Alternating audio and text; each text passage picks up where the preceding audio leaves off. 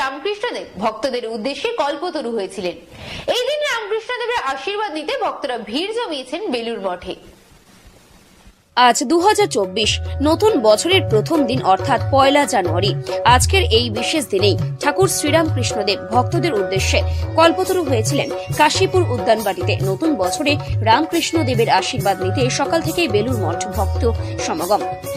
ভোর 5টায় ঠাকুর শ্রীরামকৃষ্ণদেবের মঙ্গল আরতির মাধ্যমে পুজো শুরু হয়।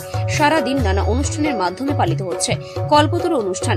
আজ তারই জন্য লক্ষাধিক ভক্ত সমাগম বেলুড় মঠে। ভালো থাকুক।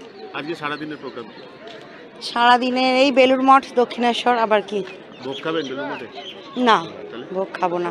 ওখানে কেমন লাগে এরকম আজকে একটা? অবশ্যই ভালো লাগে, আমরা তো এখানে দীক্ষিত, সময় পেলেই চলে আসি। আজ কল্পতরু বলে নাই, সময় পেলেই চলে আসি।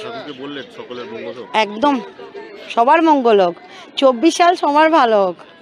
ভীষণ ভালো লাগে। প্রথমত আমার বাড়ি হচ্ছে বাঁকুড়াতে, তো আমরা সেই সুদূর বাঁকুড়া থেকে এখানে এসেছি। আর এই এত সুন্দর পরিবেশ আমাদেরকে ভীষণ ভালো লাগে। আর এই বেলুড় মঠ এলে একটা অসম্ভব মনে শান্তি আসে। আর প্রথমত আজকে হচ্ছে হ্যাপি নিউ ইয়ার, তো সবাইকে জানাই।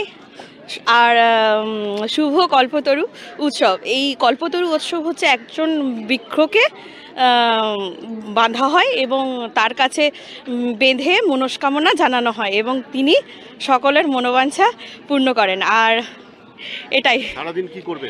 সারাদিন আজকে ঘুরবো আর ভীষণ মজা করব আর এনজয় করবো। হ্যাঁ, অবশ্যই। হ্যাঁ, প্রসাদ খাবো।